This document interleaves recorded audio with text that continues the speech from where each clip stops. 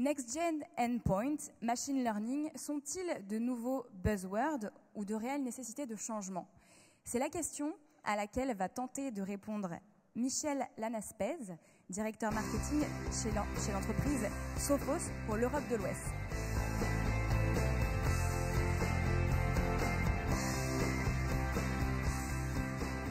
Bonjour, bienvenue pour ce Fit Talk. Donc nous avons vu que sous le coup de boutoir d'attaques de masse, telles que celle de WannaCry, NotPetya, tous ces ransomware qui nous pourrissent un petit peu la vie, effectivement, nous sommes, en tant qu'éditeurs, amenés à inventer de nouvelles technologies. Et avec l'accumulation de ces nouvelles technologies, arrivent des thèmes comme Next-Gen Endpoint, nouvelle génération de protection sur le poste. Et c'est ça que je vais évoquer aujourd'hui. Alors, sous un angle particulier qui est celui d'un éditeur, un éditeur de solutions qui ont pour vocation de s'adresser au plus vaste public, c'est-à-dire que ce sont vraiment des solutions standardisées qui vont toucher et servir aussi bien les très grands comptes que les PME.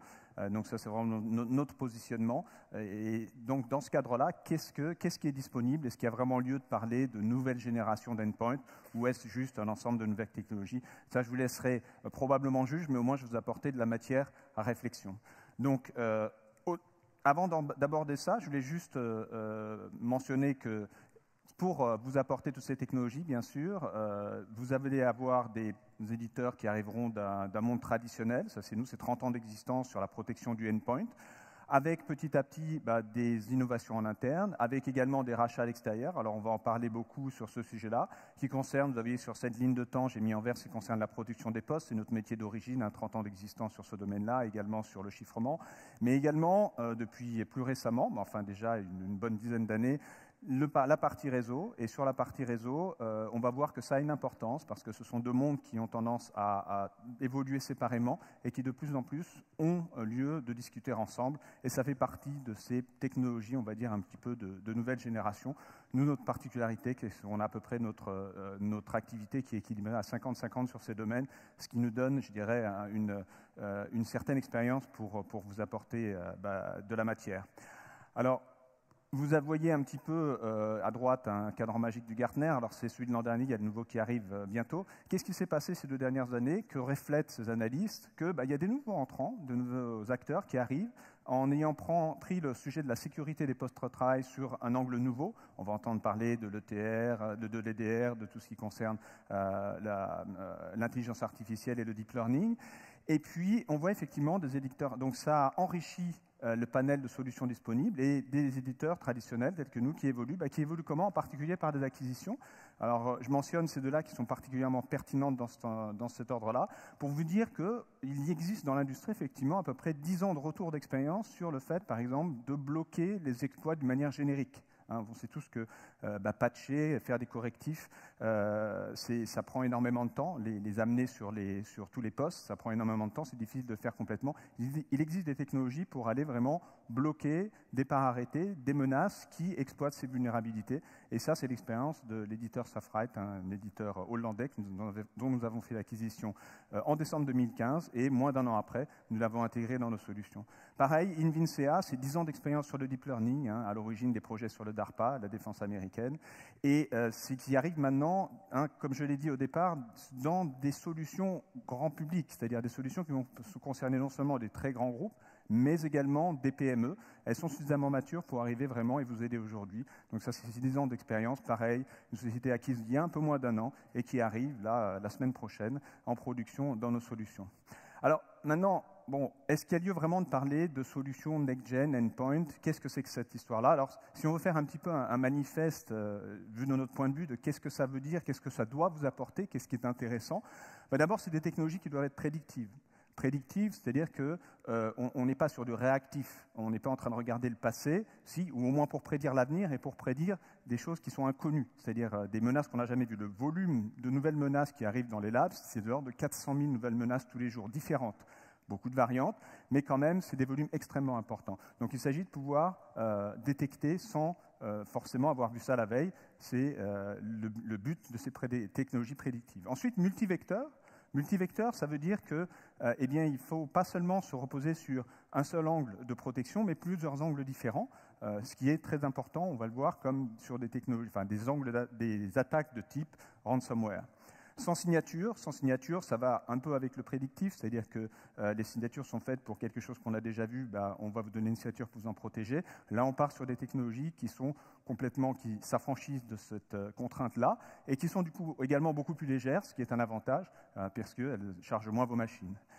Puis la remédiation, on en a parlé dans la présentation d'avant, ce qui est très important, c'est de vous apporter des outils qui vous permettent de revenir, de restaurer complètement le plus possible votre état initial avant une attaque.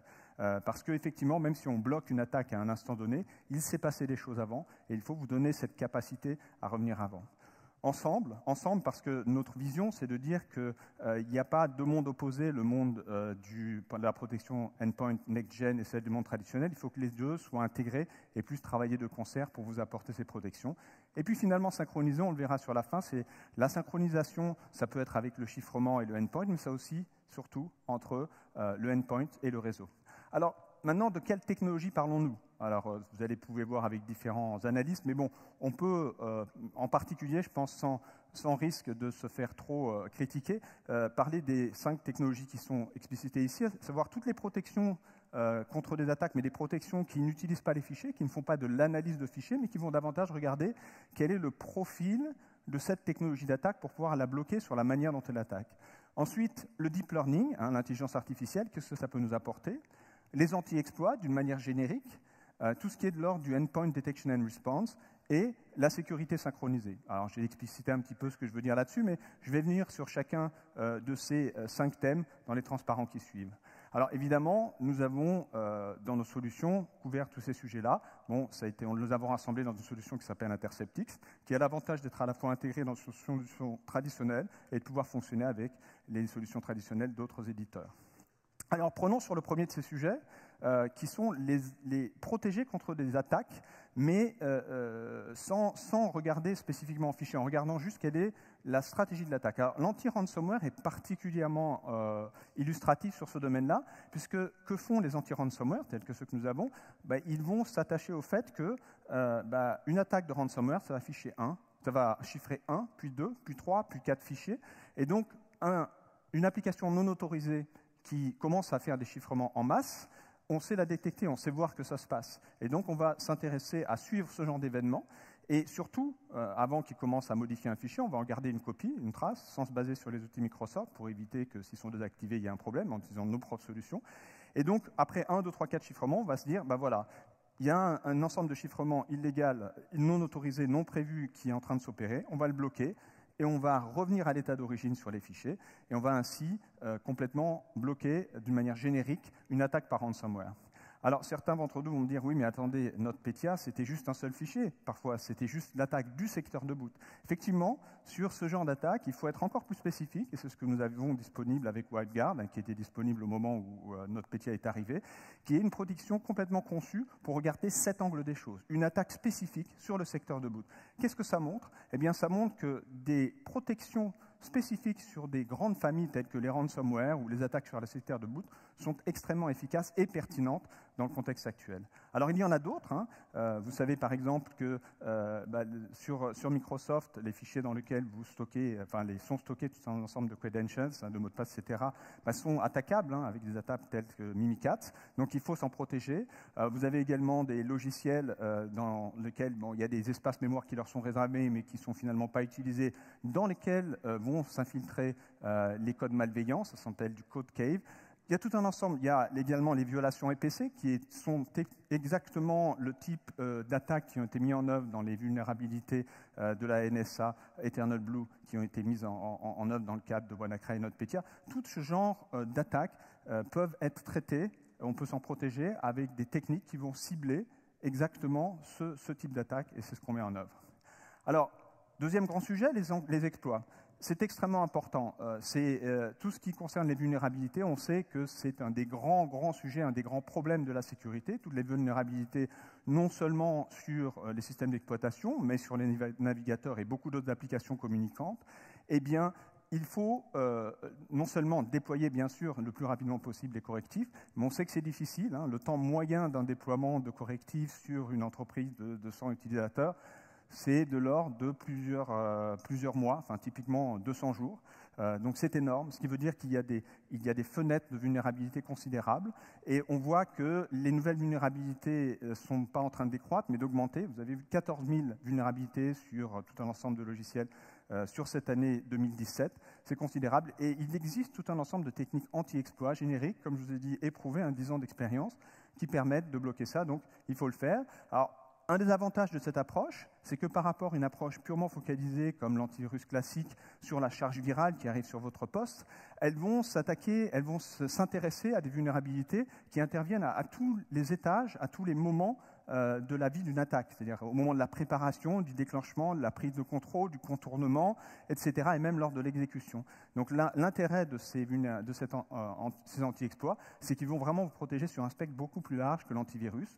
Et il faut se souvenir que la plupart des menaces qui arrivent avec succès à pénétrer vos défenses se basent sur des vulnérabilités. Alors, l'intelligence artificielle, c'est un grand sujet, on en parle, on voit que ça arrive sur la détection des images, sur la conduite automobile sans chauffeur, etc. Donc, ça arrive à maturité. Sur quoi? Beaucoup avec des technologies avancées telles que ce qu'on appelle le deep learning. Alors, pour rentrer, qu'est-ce que le machine learning? Qu'est-ce que le deep learning est au machine learning? Deep learning, c'est tout ce qui se repose sur des réseaux de neurones connectés. En gros, des systèmes sur lesquels on ne va pas leur dire, un humain ne va pas faire de décision pour dire tel ou tel, il faut regarder pour reconnaître un visage, d'essayer de détecter le nez, les yeux, les oreilles. Non. C'est l'algorithme qui va décider lui-même qu'est-ce qui est pertinent, et on va par contre l'entraîner sur des volumes considérables de données. Qu'est-ce qui est important sur ces nouvelles technologies? C'est qu'elles sont assez mûres pour vous apporter un très bon niveau de protection, avec une bonne précision et avec des modèles compacts. Le deep learning, c'est des modèles qui sont un ordre de grandeur plus compact que le machine learning traditionnel.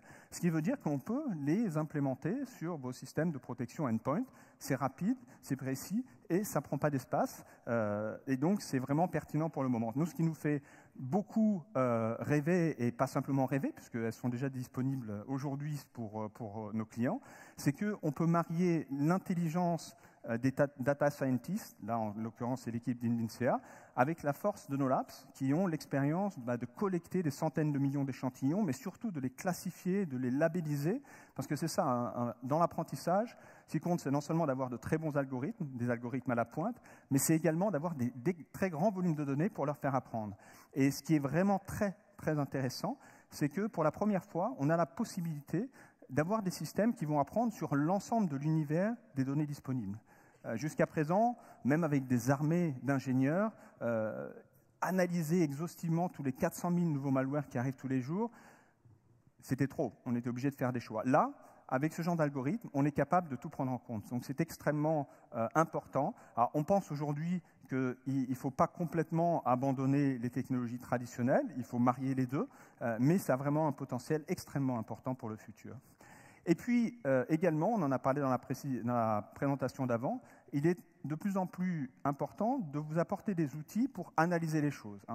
Personne n'est parfait, aucun éditeur peut dire qu'il vous apportera une solution qui vous protégera dans 100% des cas sur 100% des attaques. Par contre, c'est important de vous donner des outils pour analyser ce qui s'est passé. Qu'est-ce qui s'est passé? Qu'est-ce qui a été mis à risque? Quelles ont été les ressources qui ont été touchées pour voir si effectivement... Et puis, vous aider à mettre en place une prévention de plus en plus efficace. Donc, c'est l'objet en partie des outils de type Endpoint Detection and Response, avec des outils tels que l'analyse des attaques que vous voyez ici. Donc, vous avez une attaque de WannaCry. L'événement où on a arrêté le chiffrement, après 1, 2, 3, là c'est l'anti-ransomware, on avait désactivé les autres protections, mais l'anti-ransomware, au bout de 1, 2, 3, 4 chiffrements, a dit stop, ça suffit. Mais qu'est-ce qui s'était passé avant? Quels sont les fichiers qui ont été touchés? Eh bien, on voit là l'origine de l'attaque, le point d'atterrissage finalement du début de l'attaque, les processus qui se sont passés entre-temps. En bleu, ce sont les différents fichiers, il y a également les clés de registre qui sont regardées. Et vous allez avoir une vue complète. Alors bien sûr, nous, on va l'utiliser dans nos outils pour faire un nettoyage en profondeur et vous remettre le système dans l'état d'origine, mais ça vous donne aussi l'occasion à vous-même de pouvoir faire cette analyse si vous le souhaitez. Et on ne parle pas d'outils, on va dire, exclusivement réservés à des Security Operations Centers avec des gens très entraînés, mais des choses qui sont capables d'être à la disposition, accessibles à même des PME. Alors, la sécurité synchronisée, c'est un peu également quelque chose qui nous fait beaucoup, sur lequel on mise beaucoup, parce qu'on pense que le fait de marier, de faire discuter la partie endpoint et la partie réseau, qui sont des mondes jusqu'à présent très séparés, apporte énormément de protection supplémentaire. Alors pour vous montrer ce que ça apporte aujourd'hui, le fait que le poste et le réseau dialoguent en temps réel, vous allez pouvoir savoir au niveau réseau qu'est-ce qu'il y a derrière une adresse IP, non seulement la machine, mais le processus et l'utilisateur. Et avec ça, vous allez pouvoir faire des analyses immédiates qui vous prendraient autrement des heures. En même temps, vous allez pouvoir voir si un poste est compromis, c'est-à-dire si le poste dit « Oula, j'ai eu une attaque et ce n'est pas complètement nettoyé », eh bien le réseau immédiatement va pouvoir isoler cette machine. La partie réseau va peut-être également déterminer où là, derrière cette adresse IP, elle est en train de m'envoyer du trafic vers un centre de commande et contrôle. Je dois tout de suite l'isoler, mais également lui dire tu as un problème, mais je n'ai qu'une adresse IP. Grâce à ce dialogue, elle peut savoir quelle est la machine et faire en sorte d'avoir une action immédiate.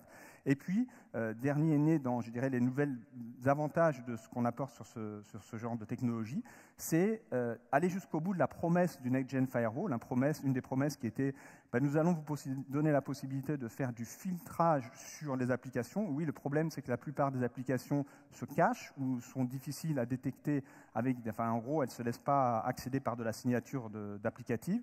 Et comme au niveau réseau, on ne peut pas vraiment aller jusqu'au départ, jusqu'à l'envoyeur, l'émetteur de ce trafic-là. On ne peut pas aller au bout. Là, en ayant ce dialogue, on peut tout savoir, avoir une visibilité complète sur les applications et faire un filtrage efficace.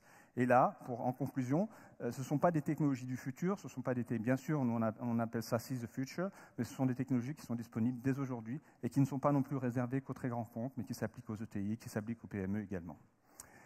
Je vous remercie et je vais laisser la parole.